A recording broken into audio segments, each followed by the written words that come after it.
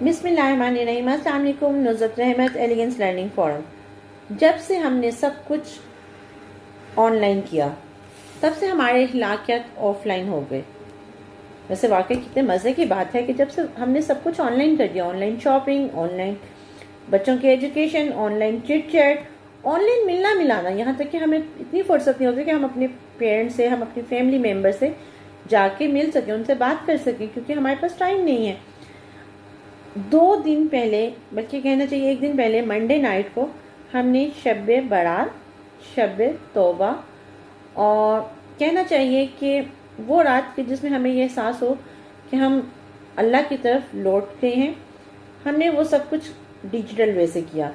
مجھے کہیں سے اتفاق ہوا کہ میں نے نور الہدیٰ صاحبہ کا ایک رائٹ اپ تھوڑا سا پڑھا تھا جو مجھے بہت اچھا لگا۔ مجھے لگا کہ مجھے آپ لوگوں سے شیئر کرنا چاہیے۔ پچھلی رات معافیوں کی رات کے طور پر منائی گئی۔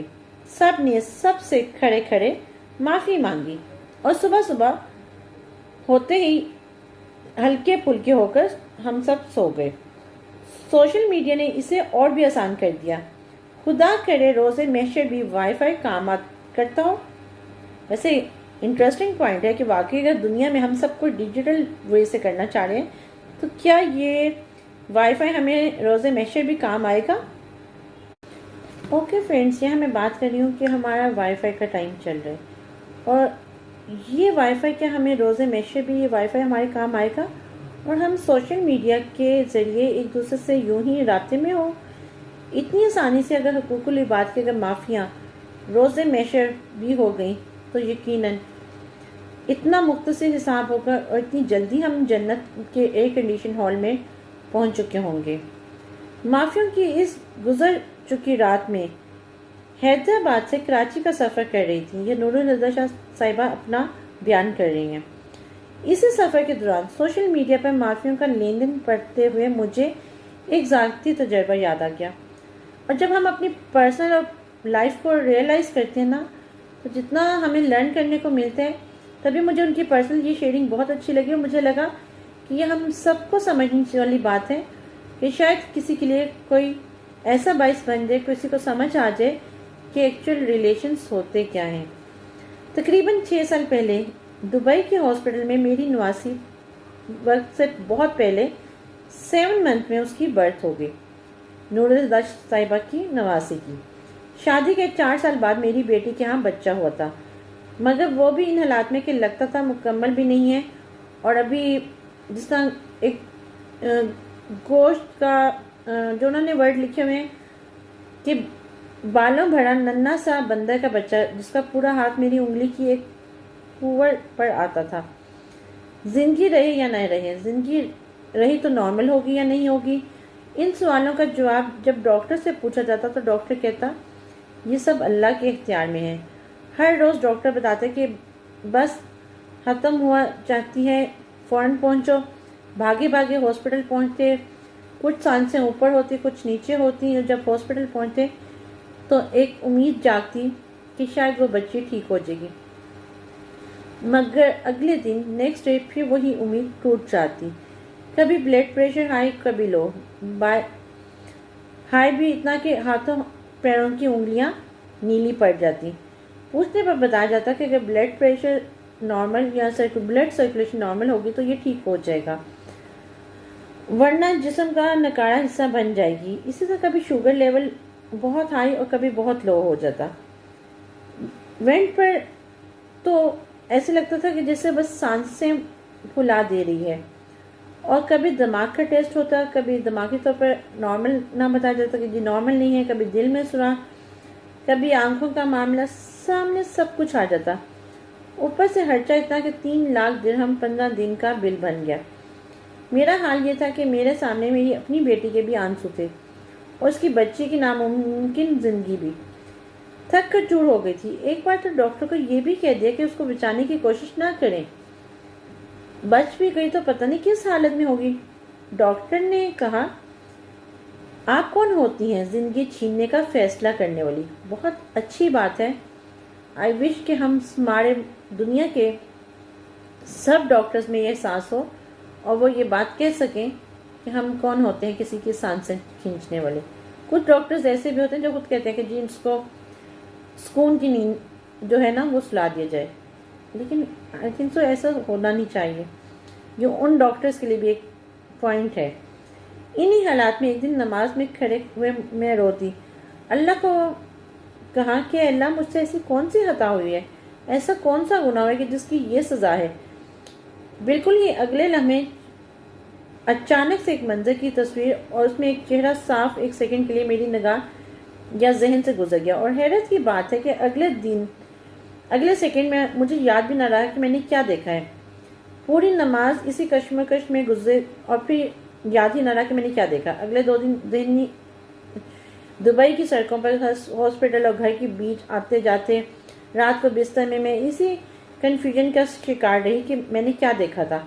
میں نے اپنے جتنے بھی گناہوں خطاؤں کی معافی سب کچھ کر کے دیکھ لیا کہ مجھے وہ سین نہیں یاد آیا کہ میں نے کیا دیکھا تھا. نورالہدیٰ صاحبہ اپنے آپ بیتی بتا رہی ہیں. 2 دن بعد اچانک یاد آیا کہ وہ منظر کیا چہرہ اور کیا منظر تھا. 15 برس پرانا وہ واقعہ مجھے کبھی بھی یاد نہ آیا تھا.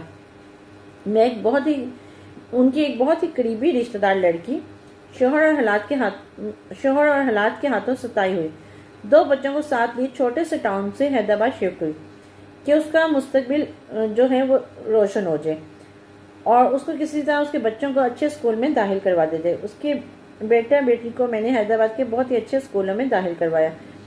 اسے بچوں سمیت تب تک اپنے گھر میں رکھا اور جب تک ان کی رہائش کا بندوبست نہ ہوا. اسی دوران اس کی بیٹی کا 9th کا رزلٹ آیا جس میں اس نے بہت اچھے A گریڈ مارکس لیے.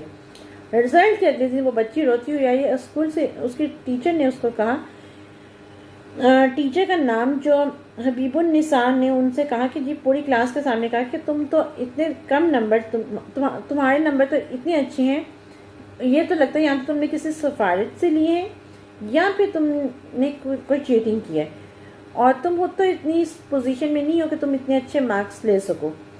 اس بچی کو بہت اپنی انسلٹ فیل ہوئی اور وہ بہت روتی رہی اور ماں کے ساتھ لگ کے بہت رونا شروع کر دیا. اور اوپر سے بچی نے کہا کہ جی میں اب اسکول نہیں جاؤں گی.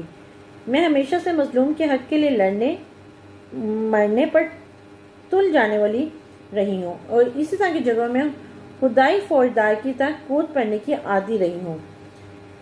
I repeat it again. یہاں پہ ہم بہت ساری دفعہ دیکھتے ہیں اور یہ عمل اگر ہم سوچیں کہ ہم بہت دفعہ ہم کسی کو مظلوم سمجھتے ہوئے اور جبکہ وہ مظلوم نہیں ہوتا اور ہم کسی ایکچوئل مظلوم کے ساتھ زیادتی کر بیٹھتے ہیں، ہم بہت دفعہ ایسا کرتے ہیں.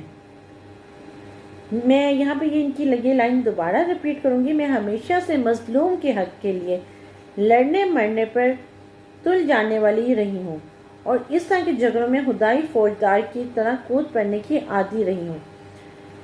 فوراً گاڑی نکالی اور پہنچ گئی اسکول. حیدرآباد کے اکثر لوگ ان کو جانتے تھے تو انہوں نے ان کو راستہ دیا. اسکول میں گئیں تو پرنسپل کے آفس میں گئیں. پرنسپل کے آفس میں میں یہاں تھوڑا سا ان شارٹ کرتی ہوں کہ پرنسپل کے آفس میں جا کے انہوں نے اس ٹیچر کی کمپلین کیا، اس کو بہت برا بھلا کر. جب پرنسپل نے ان ٹیچر کو بلایا تو نورالہدیٰ صاحبہ نے ان ٹیچر کا بہت برا بھلا کہا اور ان کی بہت انسلٹ کی. یہاں تک کہ بہت ساری اور خواتین بھی تھیں جو نورالہدیٰ جو ہیں انہوں نے جا کے وہ پرنسپل کے آفس میں اس ٹیچر کو بلایا اور اس ٹیچر کو کہا کہ ایک چھوٹے سے ٹاؤن سے آنے والی لڑکی کی آپ نے اتنی انسلٹ کیا کہ آپ کو لگتا ہے کہ وہ اس قابل نہیں ہے، آپ اس کو کسی پوزیشن میں نہیں سمجھتی یہ وہ. اور اتنا ہنگامہ کیا کہ جب وہ اس سے جو ٹیچر تھی ان سے جب پوچھا گیا تو انہوں نے بڑے ٹہراؤ والے لہجے میں کہا کہ ہاں میں نے ایسا کہا ہے کیونکہ وہ مجھے بچی اتنی ہوشیار نہیں لگتی جتنے نمبرز نے لیے ہیں. یقیناً یا تو یہ سفارش ہے یا کسی سے کوئی چیٹنگ کی ہے. انہوں نے دوبارہ وہی الفاظ ریپیٹ کیے. مجھے پتا تھا کہ وہ بچی بیچاری سفارش کروانے کی طاقت نہیں رکھتی، نہ ہی اپنی سہمی ہوئی شخصیت کی وجہ سے کسی سے کاپی کر سکتی ہے. اصل میں اس بچی نے کیا کیا تھا، ایک رٹا لگایا تھا جو ہمارے یہاں پہ سسٹم بنا ہوا ہے. یہاں پہ ایک اور چیز میں ہائی لائٹ کروں گی کہ جو کہ بہت غلط سسٹم ہے اور ان ٹیچر نے بالکل ٹھیک ہائی لائٹ کیا تھا کیونکہ دیکھیں رٹا سسٹم سے بچے مارکس تو لے لیتے ہیں لیکن اس سے وہ کامیابی حاصل نہیں کر سکتے.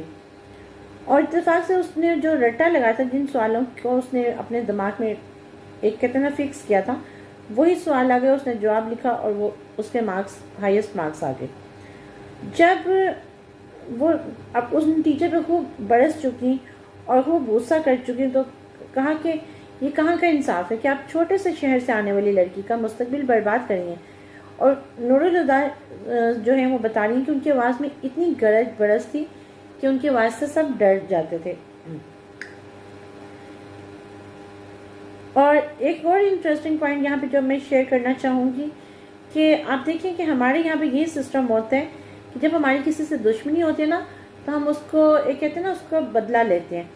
ان کے ساتھ بھی انہوں نے یہی ہوا کہ اس ٹیچر کی جو تھیں، جو کولیگس تھیں، ان سے جیلس ہوتی تھیں۔ آف کورس وہ ان سے پریکٹیکلی تو جیلس ہونے کا نہیں کر سکتی تھیں، تو ڈیفینیٹلی جو ان کو ایک ویک پوائنٹ لوگوں کو نظر آتا ہے کہ جب کسی کو ڈانٹ پڑ رہی ہو تو وہ بڑا خوش ہوتا ہے کہ دیکھا اس کو صحیح ڈانٹ پڑ رہی ہے۔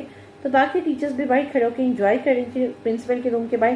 پرنسپل نے بھی یہ کیا کہ جب وہ بچی سے معافی مانگنے کے لیے نور الہدا صاحبہ کے ساتھ وہاں جا رہی تھی، اس ٹیچر کو خوب رستے میں برا بھلا کا اور ایکسٹریم غلط باتیں ہوئی وہاں پہ۔ بے شک یہ وہ لکھ رہی ہیں کہ یہ نیتاً میری ایک نیکی تھی، ایک مظلوم ماں اس کی بچی کی مدد۔ اس کے بعد کے برسوں میں اس فیملی کے اور بھی کئی مسائل حل کرتے ہوئے اور دکھ سکھ کے بانٹتے ہوئے یہ واقعہ میرے ذہن سے بالکل ہی اتر گیا، یہاں تک کہ بعد میں جب میں خود زندگی کی ایک بہت بڑی آزمائش سے گزری اور اس فیملی نے میرے ساتھ برا رویہ رکھا، تو بھی وہ بات میرے ذہن میں یاد نہ آئی۔ جس طرح انسان اپنے ساتھ برا کرنے والوں پر کیے گئے احسانات فطری طور پر یاد کرتا ہے، اصل میں ہوتا یہی ہے۔ آپ دیکھیں کہ پوائنٹ یہاں پہ ایک اور بہت ویلڈ پوائنٹ ہے جو میں ہائی لائٹ کروں گی۔ ہمارے یہاں پہ اکثر یہ ہوتا ہے کہ ہم جس کو مظلوم سمجھ رہے ہوتے ہیں، اکثر ہم نے دیکھیں کہ جو لو پروفائل سے جب لوگ اٹھ کے آتے ہیں، شہروں میں آتے ہیں، اور ہم سمجھتے ہیں کہ وہ واقعی بہت مظلوم ہیں، بہت غریب ہیں، بہت لاچار ہیں، بٹ کچھ ٹائم ایکسپیرینس میں یہاں پہ شیئر کروں گی کہ ہم دیکھتے ہیں کہ ہمارے گھروں میں سم ٹائم کچھ ایسے لوگ انڈکٹ ہوتے ہیں جن کو ہم شیلٹر دیتے ہیں، جن کو ہم کہتے ہیں کہ ہاں جی ہم ان کی ہر مشکل میں ان کا ساتھ دیں گے، اور اصل میں جب آپ کو وہی ڈیچ کر جائیں تو بہت دکھ بھی ہوتا ہے۔ یہی سین ان کے ساتھ بھی ہوا کہ جن کو وہ مظلوم سمجھ رہی تھیں، جن کو وہ سمجھ رہی تھی کہ وہ واقعی ایک مظلوم کا ساتھ دے رہی ہیں، بٹ اصل میں کیونکہ ہر وقت ہر بندہ مظلوم، جو صحیح مظلوم ہوتا ہے نا، to be very honest point میں بتاؤں کہ وہ ہر وقت مظلوم نہیں بنتا۔ اس کو یہ یقین ہوتا ہے کہ اللہ دیکھ رہا ہے، اللہ ضرور سن رہا ہے۔ اور یہی بات ان ٹیچر کے ساتھ بھی ہوئی کہ ان ٹیچر نے کچھ نہیں کہا، خاموش رہی، اور پھر جب ان کے ساتھ یہ سارا واقعہ ہوا، جب انہوں نے ٹیچر کو برا بھلا کہا اور بعد میں یہ ان کی اپنی نور الہدا کے ساتھ وہ جو ماں بیٹی تھی انہوں نے برا سلوک کیا، تب ان کو فیل ہوا کہ ان کے ساتھ کیا ہوا ہے۔ اب یہاں پہ جو یہ تھا کہ جی صحت الفاظ ٹیچر نے بھی کہہ دیے، پرنسپل نے بھی کہہ دیا، دوسرے لوگوں نے بھی کہا، بٹ وہ بندی خاموش رہی، وہ ویٹ کر رہی تھی میرے ہاتھ سے اللہ کی، کہتے نا اللہ کے حساب کا ویٹ۔ اور یہی بات ان کے ساتھ بھی، اور جب اتنے سارے احسانات کرنے کے باوجود وہ اس طرح انہوں نے دھوکہ دیا۔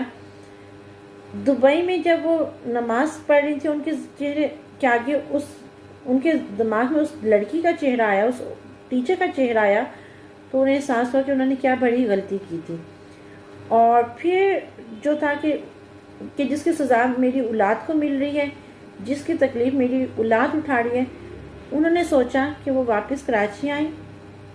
وہاں ان کی ایک ٹیچر اسی اسکول کی پرنسپل کے ساتھ ایسوسیٹ تھی، اور ان کے گھر اس کزن کی بیٹی ان ٹیچر کے گھر بھی پڑھنے جاتی تھی، وہ قرآن بھی پڑھاتی تھی۔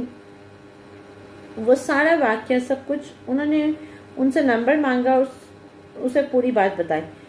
جواب میں اس نے کہا کہ آپ کو صحیح جواب ملا ہے، میں نے بچپن سے جو وہ ٹیچر ہیں ان کو دیکھا کہ وہ قرآن پڑھاتی ہیں، وہ حافظ قرآن ہونے کے ساتھ ساتھ ایک اچھے پڑھے لکھے، جو کہنا چاہیے اسلامک فیملی سے بلونگ کرتی ہیں۔ ایک اور چیز اس سے بھی بڑھ کر کہ انہوں نے اپنے ضعیف والدین کی خدمت میں جوانی گزار دی، مگر شادی نہ کی، کہ والدین کو ان کی ضرورت تھی۔ اپنی آخری دنوں میں اپنے آخری دنوں میں ان کے والد بہت ہی ضعیف اور مشکل ہو گئے تھے، مگر وہ کبھی ان سے کوئی تکلیف شو نہیں کرتی تھی، کوئی اف تک نہیں کرتی تھی، بلکہ وہ اپنے والد کا ہر کام خود کرتی تھی اور اپنے والد کے آگے پیچھے دوڑتی رہتی تھی۔ ان کے غسل خانے کے کام بھی وہ اپنے ہاتھوں سے کرتی تھی۔ آپ سوچیں ذرا کہ وہ بیٹی کتنی عظیم ہوگی، وہ عورت کتنی عظیم ہوگی، لیکن جب اس کا کسی نے دل دکھایا تو آف کورس دل تو دکھا ہوگا، لیکن ہم یہ کب سوچیں گے جب تکلیف ایکچوئل میں آتی ہے انسان کے اپنے اوپر۔ اور وہ ہر تکلیف، ہر مشکل کو ہنس کے سہتی تھی، وہ اپنے ہاتھوں سے ہر کام کرتی اپنے والدین کا، مگر وہ لوگوں کو اس لیے پسند نہیں کہ وہ ہر بات بہت اسٹریٹ فارورڈ، بہت سچ کہہ جاتی تھی۔ اور اسی طرح انہوں نے جب اس بچی نے نمبر لیے تو انہوں نے اس کو کہہ دیا کہ بھئی یہ تمہاری اندر اتنی کیپیبلٹی نہیں ہے، جو انہوں نے غلط نہیں کہا تھا، اور تو تم نے مارکس غلط وے سے لیے۔ جب میں نے ان کو فون کیا، نورالہدیٰ صاحبہ اپنا بتا رہی کہ جب میں نے ان کو کال کیا، کہا کہ میں نے آپ سے ملنا ہے، تو بہت خوش ہوئی اور کہا کہ آ جائیے۔ اگلے دن صبح ہوتے ہی میں کراچی سے حیدرآباد سیدھی ان کے گھر، ان کے آگے ایک ہی صوفے پر بیٹھی تھی۔ وہ کچھ بوڑھی اور کمزور ہو چکی تھی، اس بات پر خوش تھی کہ ایک مشہور رائٹر خاص طور پر ان سے ملنے آئی ہے۔ خوش ہو کر کہنے لگی کہ میں ریٹائرڈ ہو چکی ہوں اور اب میں اس اسکول کو چھوڑ چکی ہوں، ایک پرائیویٹ اسکول میں پرنسپل ہوں۔ آپ کا فون آیا تو میں نے اپنی ٹیچرز کو بتایا کہ نورالہدیٰ شاہ مجھ سے ملنے آنا چاہتی ہیں۔ میری ٹیچر نے کہا کہ ان کا ایک پروجیکٹ ہے جو بیوہ عورت کے حقوق سے متعلق ہے، ہو سکتا ہے وہ اس ڈرامے کے لیے آپ سے کچھ ایکچوئل میں مشورہ کرنا چاہتی ہوں۔ میں نے کہا ان کو یاد ہے کہ میں حیات اسکول میں آپ کی میں نے ان سے کہا، نورالہدیٰ صاحبہ اپنا بتا رہی ہیں کہ میں نے ان سے پوچھا کہ کیا آپ کو یاد ہے کہ میں آپ کی کمپلین لے کے حیات اسکول میں آئی تھی اور آپ پہ میں نے اس وقت بہت غصہ، بہت شاؤٹ کیا تھا؟ تو انہوں نے کہا کہ نہیں، مجھے بالکل نہیں یاد آ رہا۔ میں نے اور یاد دلانے کے لیے کہا کہ میری آواز بہت اونچی تھی اور میں نے آپ پر وہ سارا واقعہ ان کو ریکال کروایا، بٹ ان کو پھر بھی یاد نہیں آیا۔ کہ میں نے کہا کہ آپ کی بہت انسلٹ کی گئی تھی، آپ کو نہیں یاد؟ کہنے لگی کہ مجھے ایسا کچھ بھی یاد نہیں ہے۔ قریب ہی بیٹھے ہوئے میں نے جھک کر ان کے پیر چھو لیے اور ان کے سامنے دونوں ہاتھ جوڑ کر کہا کہ میں نے ایسا کیا تھا، میں آپ سے اپنے اس عمل کی معافی مانگنے آئی ہوں۔ میں حبیب النساء جو مس حبیب النساء تھی، انہوں نے ایک دم سے معافی کے لیے جڑے میرے ہاتھوں کو دونوں ہاتھوں میں تھام لیا۔ یہ نہیں پوچھا کہ آج اتنے برسوں بعد کیسے یہ خیال آیا اور کس مجبوری نے تمہیں جھکایا ہے۔ یہ بہت پیاری بات ہے۔ یہاں پہ آپ دیکھیں کہ ہم سب کو ان کیس کسی کو یہ خیال آ جاتا ہے کہ کسی کے ساتھ زیادتی کیا ہے، تو بغیر سوچے سمجھے اگر کوئی آپ سے معافی مانگ لیتا ہے تو اس سے یہ مت پوچھیں کہ اس کو آپ کون سی مجبوری نے مجبور کیا، اس کی معافی کو ایکسیپٹ کر لیں، جیسے آپ چاہتے ہیں کہ اللہ تعالیٰ آپ کی معافی کو ایکسیپٹ کریں، لیکن اس معافی مانگنے کے لیے بھی بہت دل جگر کی ضرورت ہوتی ہے۔ اور کس مجبوری نے تمہیں جھکایا ہے؟ انتہائی سنجیدگی سے کہا کہ میں نے آپ کو دل سے معاف کیا، اللہ میری معافی آپ کے لیے قبول فرمائے، اور آپ جس مشکل میں بھی ہیں اللہ تعالیٰ آپ کو اس مشکل سے نکالے اور آپ کے لیے آسانی پیدا کرے، آپ کو اس آزمائش میں معاف کر دے۔ اس کے بعد انہوں نے بات بدل دی، بڑی دیر تک ادھر ادھر کی باتیں کرتے رہے، بڑے شوق سے مجھے کھلاتی پلاتی نہیں، دعاؤں کے ساتھ مجھے خدا حافظ کا۔ 1.5 گھنٹے کی ملاقات میں انہوں نے بات کا رخ اس طرح آنے ہی نہیں دیا کہ میں اپنی مجبوری کی اصل کہانی انہیں سناتی۔ چند دنوں بعد میں واپس لوٹ گئی، جہاں جو انکوبیٹر میں ان کی ایک ننھی سی پڑی ہوئی تھی اور جس کی جان میں سب کی جان پھنسی ہوئی تھی۔ وہ نواسی اس سال سپٹمبر میں 6 سال کی ہو جائے گی۔ یہ انہوں نے لکھا ہے کہ اس سال وہ 6 سال کی ہو جائے گی۔ ماشاءاللہ بہت ہی شرارتی، ذہین اور انٹیلیجنٹ بچی ہے، بہت خوبصورت، بہت پیاری اس کی آنکھیں۔ اللہ نے اسے ہر عیب سے بچا لیا، بس ایک ہاتھ کی چھوٹی انگلی کا جو اس کا ہے وہ ایک گیپ رہ گیا، باقی اس میں کوئی کمی۔ فرینڈس، یہاں میں بات کری تھی نورالہدیٰ صاحبہ کی، جو ان کا ریئل ٹائم ایکسپیرینس تھا، کہ جس میں انہوں نے بتایا کہ کس طرح انہوں نے کسی کا دل دکھایا، اور اس کے بعد جب اللہ تعالیٰ نے ان کو ایک کلیئر کٹ ایگزامپل، کیونکہ آف کورس ان کا ایگزیکٹ ارادہ اس کو کوئی ہرٹ کرنا نہیں تھا، ان کی کوئی انسلٹ کرنا نہیں تھا، انہوں نے کہتے ہیں نا کہ ایک دم اچانک سے کسی کی انجانے میں کسی کی انسلٹ کر دی اور کسی کا دل دکھا دیا اور جو اللہ تعالیٰ کو یہ بات بری لگی، تو آف کورس اس بات سے ہمیں یہ لیسن ملتا ہے کہ جو انہوں نے خود بھی اپنے اس رائٹ اپ کے اینڈ پہ لکھا ہوا ہے کہ میرا یہ تجربہ مجھے سکھا گیا کہ معافی دراصل کیا چیز ہوتی ہے، اور نیکی کرنے کا تکبر انسان کو، جو ہمارا تکبر ہوتا ہے نا، جو ہم کہتے ہیں کہ ہم نے فلاں کے ساتھ نیکی کی اور کسی کے ساتھ غلط ہمارا سینس ہوتا ہے کہ جی ہم اس مظلوم کی مدد کریں، اس کی نیکی کریں اس کے ساتھ، لیکن در حقیقت اگر وہ بندی یا بندہ غلط ہو اور ہم اس کے ساتھ ایک نیکی کا سو کال ٹائٹل لگا رہے ہیں اور اس تکبر میں کہ ہاں ہم نے اس انسان کے ساتھ نیکی کی ہے، تو وہ بات اللہ تعالیٰ کو بھی پسند نہیں آتی کہ معافی دراصل کیا چیز ہوتی ہے، اور نیکی کرنے کا تکبر انسان کو کس طرح سزا کا مستحق بناتا ہے، اور یہ کہ نیکی خود ایک سوالیہ نشان ہے کہ وہ نیکی ہے بھی کہ نہیں، اس لیے دنیا میں ڈالنے والی چیز ہے ہی نہیں، اور یہ جاننا بہت ضروری ہے۔ اس لیے کہا جاتا ہے کہ نیکی کر دریا میں ڈال۔ اور رسمی معافی تلافی کرتے ہوئے ہم پتہ نہیں کتنے سالوں سے ڈیجیٹل معافی، اور ایک کہتے ہیں نا کہ جس طرح میں نے پہلے کہا اور انہوں نے اپنے رائٹر میں لکھا تھا کہ کاش ہمیں جنت میں بھی ایک وائی فائی مل جائے، وہی وائی فائی ہماری معافیاں بھی کروا دے، وہی وائی فائی ہمیں ایک آسانی سے ہمارا حساب کلیئر کر کے ہمیں جنت میں بھیجنے کا سبب بھی بنے۔